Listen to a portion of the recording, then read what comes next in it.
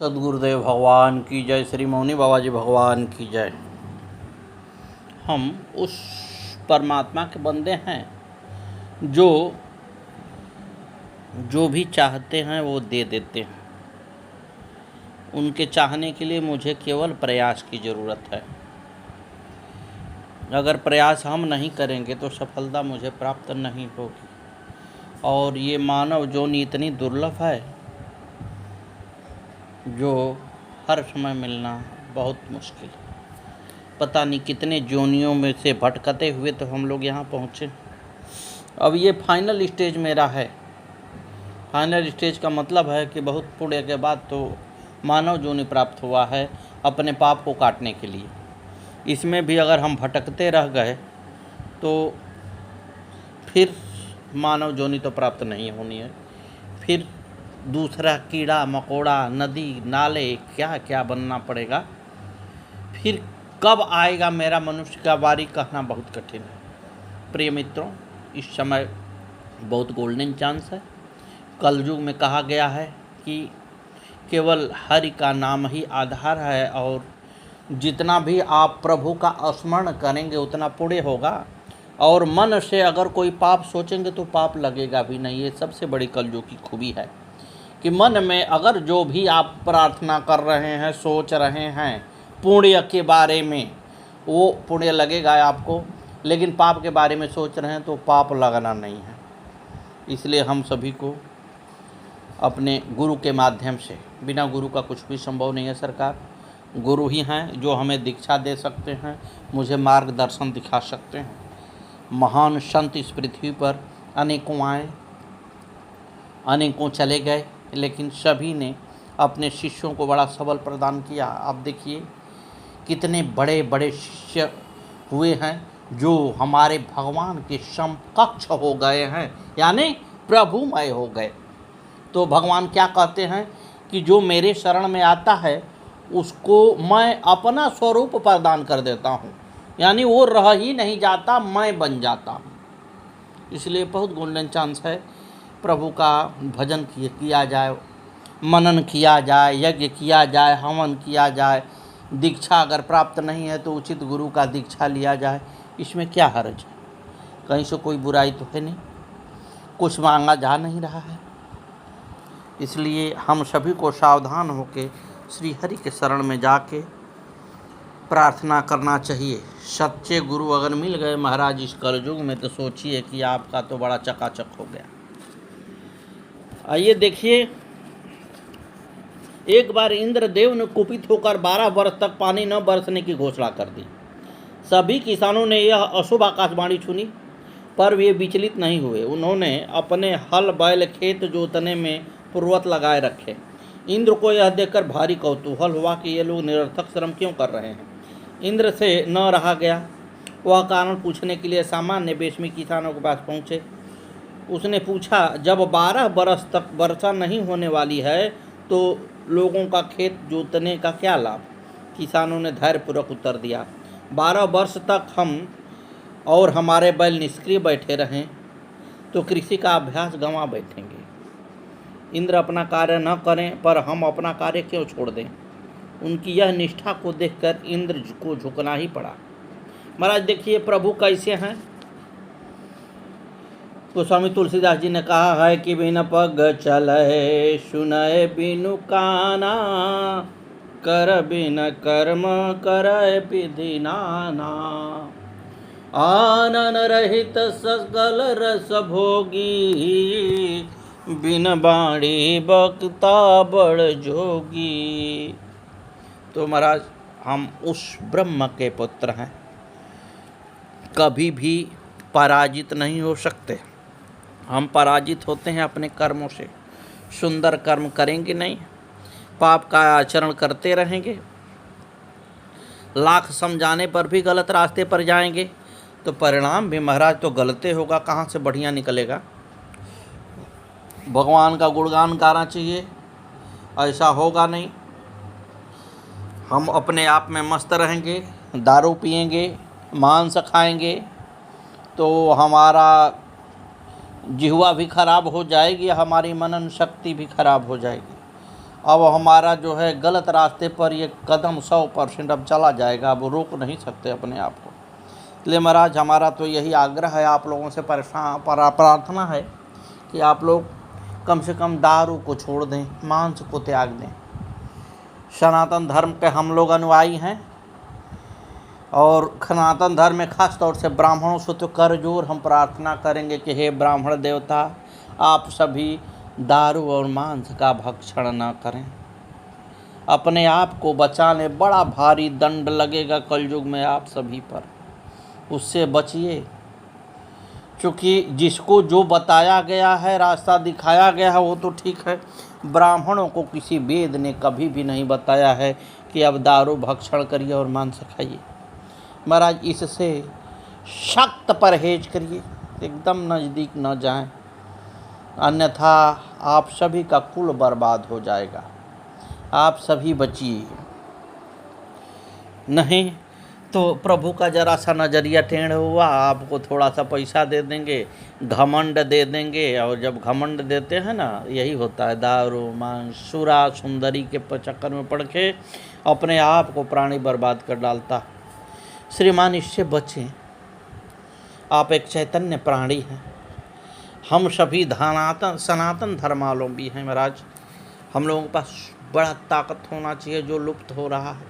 इतने बड़े बड़े पूज्य संत महात्मा समझा रहे हैं, बुझा रहे हैं, लेकिन किसी के कानों पर यूं जू तक नहीं रेंगता।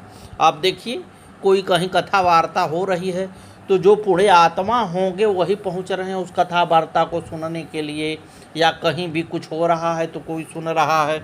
आप देख लीजिए, यूट्यूब पर सर्च करके आप देखिएगा, इसमें हमारा चलता है अखंड विद्यानंद जी महाराज मौनी बाबा भगवान के नाम से चैनल। आप देखिए कितने लोग किए हैं, उसके बगल में कोई सर्च कर लीजिएगा नर्तकी का, उसको देखिए कितने लोग देख रहे हैं। तो महाराज कलयुग का ये प्रभाव जरूर रहा है, हर युग में भगवान मिले हैं और इस युग में तो सहज रूप से मिल जाते हैं। हमें मनन की आवश्यकता है, भजन कीर्तन की आवश्यकता है, और दान देने की प्रक्रिया तो आप छोड़ ही दीजिए। दान तो प्राणी कोसों दूर फेंक दिया है, उसका पाप कैसे कटेगा कहना बड़ा कठिन। जब हमारा वेद कहता है कि अपने कमाई से 10% प्रभु का होता है, हम देते होते नहीं, कभी नहीं देते। और जिस प्रभु को हमने थमा दिया कुछ पैसा रुपया ना, तो हमें आसान डाल देते। लेकिन जब परमात्मा लेने पर उतारू होता है तो हम हों या आप हों, जोड़ के वो ले ही लेते हैं, कहाँ छोड़ते हैं। खेत वोत बेच के लेना पड़ता है, लेकिन वो जब भरपाई पर उतर जाते हैं कि मेरा पैसा दो, तो महाराज पता नहीं नाना प्रकार के रोग पकड़ेंगे, नाना प्रकार की समस्याएं उत्पन्न होंगी, और वो अपना ब्याज सहित पैसा वापस ले लेंगे। तो उससे अच्छा है कि किसी देवालय में जाएं, योग्य जगह दान दें, उस स्थान की बढ़ोतरी हो, वहाँ विकास हो, विकास होगा तो लोग और आएंगे और लोग वहाँ से कुछ पाएंगे। मंदिर में क्या दिया जाता है? मंदिर से लिया जाता है। प्रभु जो विद्यमान होते हैं ना, उनसे लेना होता है, देना कुछ नहीं होता। और अगर देने वाली ही प्रक्रिया तो सब उनका ही है, लेकिन उनको देने में कितना तकलीफ है। जो कह देना है केवल पैसा तो चलायमान है जी, किसी के हाथ में कभी टिका नहीं है, आएगा और चला जाएगा। लेकिन भगवान को वो अर्पण करने में थरहा डोल जाता है महाराज। अभी हम बीमार हो जाएंगे, हज़ारों रुपए की दवा हो जाएगी, लेकिन कहिए कि एक तो जरा घी का दीपक मंदिर में प्रभु को जलाते रहिए, 10 दिन बाद जब त्राहिमाम कर दे, अरे महाराज हमसे नहीं सपरेगा, इतना घी भी लग गया, तो आपसे सपरेगा नहीं। और प्रभु का जो हिस्सा है वो लेंगे नहीं तो बात बनेगी कैसे? वो लेंगे ही लेंगे, हमारे आयु समाप्त होने से पहले ब्याज सहित वो ले लेंगे। आप विश्वास मानिए, कोई भी व्यक्ति है जब लड़खड़ा के गिर जाता है, चारों खाना चित्त हो जाता है ना, अवाणी के बल गिर जाता है, तो जाएगा डॉक्टर के यहाँ, लिखेगा 10,000 की दवा, 10,000 बड़े प्यार से दे के चला आएगा। लेकिन उसको कहिए कि आके दान धर्म करे, प्रभु का जम के सेवा कर दे कि वो पाप कट जाए, तो वो देने वाला नहीं। अब देखिए होता क्या है कि वो दे भी दिया पैसा, डॉक्टरों ने ले भी लिया पैसा, उसका पाप ज्यों का त्यों खड़ा रह गया, उसमें माइनस नहीं हुआ। जैसे का तैसे खड़ा भी है और पैसा भी कमा दिए। तो उससे बेटर है कि तेरा तुझको अर्पण क्या लागे मेरा। सब कुछ उन्हीं का है महाराज और उन्हीं को अर्पण करना है। श्रद्धा भक्ति की आवश्यकता है मेरे मित्रों, इस पर आप ध्यान दें। कहीं भी रहें ये ज़रूर ध्यान दें कि पूज्य संत जो कह रहे हैं उस पर आप विश्वास करें, उस लाइन पर चलें। आप देखिए कि कितने महान संत होते हैं और प्रभु की कितनी विशाल भुजाएं होती हैं। एक किंवदंती है, एक कुम्हार जो है बर्तन गढ़ रहा था, बर्तन मिट्टी का था। जब बर्तन सारे इकट्ठा हो गए तो पकाने की बारी आ गई। अब कुम्हार का पकाने का सिस्टम होता है कि आवा वो बनाता है, आवा में लगा के आग लगा देता है, उस बर्तन को सरिया के, उसका अपनी हिसाब किताब है, उसे लगा देता है। उनकी औरत थी नहीं और वो कुम्हार जो है सरिया के आवा में सारे बर्तन को रख दिया और सरिया के सब और आग लगा दिया। जब पीछे से उनकी औरत आई तो उसने कहा कि एक बर्तन में तो 2 बिल्ली के बच्चे थे, क्या सारा बर्तन तुमने उसमें लगा दिया? तो उसने कहा हाँ हमने लगा दिया सारे बर्तन को। कहा हाँ प्रभु अब कैसे जान बचेगी उन सबों की? त्राहिमाम कर रही है वो महिला, चिल्ला रही है, अब प्रभु से गुहार लगा रही है कि प्रभु किसी तरह से उस बच्चे को बचा लीजिए।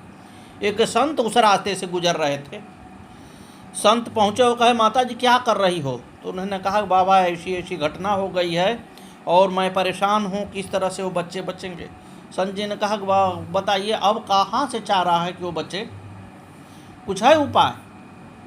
तो उसने कहा कि कोई उपाय तो नज़र नहीं आता है, लेकिन प्रभु का सुंदर स्मरण कर रहा हूँ, शायद बच जाए। तो संत जी ने कहा कि ये बात तो सत्य है माता जी कि प्रभु जो चाहते हैं वो कर लेते हैं, इसमें कोई दो राय नहीं है, लेकिन अब ये आवा बोझ दिया गया और आग जो है अपने तूफान मचाई हुई है, वो बच्चे कैसे बचेंगे? चलो हम भी प्रार्थना करते हैं और तुम भी प्रार्थना करो, प्रभु की बड़ी लंबी भुजा है, कुछ न कुछ तो करेंगे ही करेंगे। महाराज वो संत जी भी कुछ समय अपना देते हैं प्रभु के स्मरण में, उस बच्चे को बचाया जाए। और वो जो सेवकिया थी भक्तिनी, प्रभु की बड़ी भारी भक्त थी, ऐसा साधारण महिला वो नहीं थी, उसने भी स्मरण किया, प्रभु से गुहार लगाया गया, प्रभु वहाँ उनके कानों तक चला गया आवाज़ कि प्रभु ऐसी ऐसी बात हो गई है। सुबह जब दूसरे दिन जो है आवा ठंडा होता है, खोला जाता है तो देखते हैं कि सारे बर्तन जो है पक के एकदम फिट हो गए हैं, एकदम चकाचक हैं बर्तन, लेकिन जिसमें 2 बच्चे हैं उस बर्तन कच्चा है और कच्चा ही रह गया है, थोड़ा सा भी आँच नहीं लगी और बच्चे पूरी तरह से सुरक्षित हैं। ये किसका करामात है साहब? हमारे और आपका करामात है क्या? ये ईश्वर की करामात है, ब्रह्म की करामात है, इसको समझिए। हमारे आपकी ताकत थी क्या कि रोक लें और बचा दें? नहीं, हमारा सोर्स जब ईश्वर तक पहुंचा है, हमारी बातों को उन्होंने सुना है तो हमारे बातों का उन्होंने कदर किया है। जब संत महात्मा बोलते हैं, कह देते हैं कि फला दिन पानी बरसेगा, तो वो अखबार में उठा के पत्रा में उठा के देखिए, उसमें लिखा थोड़े होता कि बरसात होगी, नहीं होता है लेकिन जो संतों की आवाज़ है वो प्रभु की आवाज़ हो जाती है और प्रभु सुन लेते हैं। प्रभु कहते हैं कि मैं संत के बस में हूँ, जैसा जैसा करते हैं। हमने पीछे बताया होगा अम्बरीश जी की कहानी, जिसमें दुर्वासा ऋषि परेशान होकर फिर अम्बरीश के गोड़ पर आगे गिर गए थे। भगवान ने कहा था कि भाई हम तो भक्तों के बस में रहते हैं महाराज, हम कुछ कर नहीं पाएंगे, जिसका आपने कुछ किया है उसी से जाके कहिए, हम तो उन्हीं के बस में हैं, हम कहाँ करेंगे इसमें। तो प्रभु संतों के वाणी को कभी व्यर्थ नहीं जाने देते। हम सब कुछ समझते नहीं हैं, समझना चाहिए। हम आप सभी का ये कहेंगे कि अगर आपके लाइफ में सच्चे गुरु का सानिध्य हो गया है तो उनको कस के पकड़े रखिए। अगर नहीं हुआ है तो आप गुरु दीक्षा कहीं योग्य गुरु से अवश्य ले लें, और जो गुरु दीक्षा देते हैं उस मार्ग पर आप चलें, खाएं कमाएं खूब। इसमें नहीं कमाएंगे तो कैसे परिवार चलेगा, वो ज़रूरी है। खूब खाएं खूब कमाएं, लेकिन ये सत्य नहीं न है कि खाए कमाने में ज़िंदगी ख़त्म कर दें। सत्य ये है कि हम किसी उद्देश्य से पृथ्वी पर आए हैं, उस उद्देश्य को कैसे पूर्ण करना है, जब तक श्री हरि के शरण में नहीं जाएंगे आपको पता तक नहीं चलेगा। क्या आपने कभी सोचा है कि जब बच्चा माँ के गर्भ में से निकलने का जब समय होता है तो कैसे निकल जाता है? क्या कोई माँ उस बच्चे को हाथ पकड़ के बाहर खींचती है? साहब, इस पर आप ध्यान देते हैं? सभी माताएं बहनें हैं, सबको पता है। कोई माँ अगर बच्चे को पैदा करती है तो कैसे पैदा करती है, वो बच्चा कैसे निकलता है, पृथ्वी पर कैसे आता है, इसके बारे में आपने कभी मनन किया है कि वो क्या प्रक्रिया है?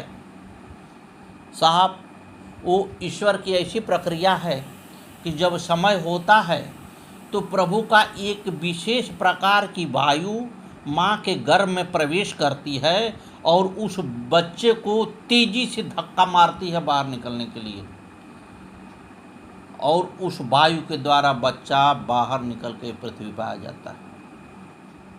आप देखिए, आसान है, हम आप सोच लें, हो सकता है। तो ये सब ब्रह्म के अधीन है साहब, हमारे अधीन नहीं है। वो न चाहे तो बच्चा गर्भ में ही रह जाए, निकल ही ना पावे, लेकिन वो हमारे लिए कितना सोचते हैं, उनको पता है, एक एक पल की गणना है। वो कल समझ गए कि 9वां दिन पूरा इसका हो गया, बच्चा बाहर निकलना चाहिए, और बच्चा बाहर निकलता है। उनकी बड़ी भारी कृपा होती है, सकुशल बच्चा बाहर निकल जाता है। क्या उस महान शक्ति को आप जानते हैं? आप एक सुंदर मनुष्य हैं, इतना सुंदर शरीर परमात्मा ने बना रखा है, क्यों व्यर्थ जाने देते हैं सरकार? क्यों नहीं श्री हरि का गुणगान करते हैं? अपने गुरु को क्यों नहीं पकड़ते हैं? केवल ऐश में काहे जिंदगी बर्बाद कर रहे हैं? ऐश सत्य नहीं है। आज चक्र है, ये चलता रहता है। आज आपका उत्थान है तो कल पतन शर्तिया होगा, ये लिख के ले लीजिए। अगर हमारा पतन चल रहा है तो कल उत्थान होगा, उसको कोई रोक नहीं पाएगा। एक समान रहने के लिए श्री हरि के शरण में जाना होगा, संतों का सानिध्य करना होगा। आप जानते हैं ना कि संत के शीत प्रसाद से कितने भक्त तर गए, कितने पापी निर्मल बन गए। हम सभी को उसी की ओर आकृष्ट होना चाहिए। अपने सतगुरु के चरणों को पकड़ के रखिए महाराज, से विमुख मत होइए। पैसा आज है, कल नहीं रहेगा, और आज नहीं है तो कल आ भी जाएगा, लेकिन प्रभु को भूल जाएंगे ना तो किसी लायक आप नहीं रहेंगे। आप सावधान हो जाइए। बहुत दौलत कमा लिए हैं, लेकिन सावधान होइए, उसको व्यर्थ मत दाने दीजिए। पैसा क्या कराता है? कुकर्म कराता है, अधर्म कराता है, प्राणी को दलदल में घसीट के पटक देता है, जिससे कि व्यक्ति निकल नहीं पाता। आप एक सुंदर प्राणी हैं, इस पर ध्यान दें सरकार। ये न सोचें कि ऐश जो कर रहे हैं वही सत्य है। नहीं जी, आप ऐश कर रहे हैं, आप हमसे मुकाबला करें। मैं मरूंगा तो जिस रास्ते जाऊंगा, और क्या आप मरेंगे तो परमात्मा का विशेष विमान आपको लेके जाएगा क्या वहाँ पे? हो सकता है कि मुझे विशेष विमान आ जाए, लेकिन आपको नहीं आना है, इसलिए कि आप जिंदगी भर अधर्म किए हैं, कभी न्याय संगत काम नहीं किए हैं। जो धर्म अपने साथ जाना चाहिए वो आपने किया नहीं है। श्रीमान जी, उस पर आप ध्यान दें। विशेष क्या कहना है? हम तो सनातन धर्म अवलंबियों को बार बार यही प्रार्थना करते हैं कि सदगुरु के शरण में जाइए। अच्छा बुरा सबका होता रहता है, उससे घबराइए मत, उनको पकड़े रहिएगा तो आपका तेज़ी से पाप कट जाएगा। जब पाप कटना शुरू होता है, थोड़ा सा प्राणी परेशान होता है, धीरे धीरे पाप कट जाएगा हमारा, इसके बाद पृथ्वी पर आना बंद हो जाएगा। आवागमन को दूर करने के लिए बहुत ज़रूरी है कि सदगुरु के शरण में जाया जाए। उच्च कोटि के अगर गुरु मिल गए महाराज ना, तो हमारी तो आ गई, चकाचक हमारी व्यवस्था हो गई है। क्योंकि जब गुरु आ गए तो ना हमको अन्न की ज़रूरत है, ना धन की ज़रूरत है, सारी जिम्मेवारी वो वहन कर लेते हैं। लेकिन हमको ईमानदारी से उनका भजन तो करना पड़ेगा ना। मुझे भजन आनंद हो करना पड़ेगा। सद्गुरुदेव भगवान की जय। जय जय श्री सीताराम। आगे की कथा कल।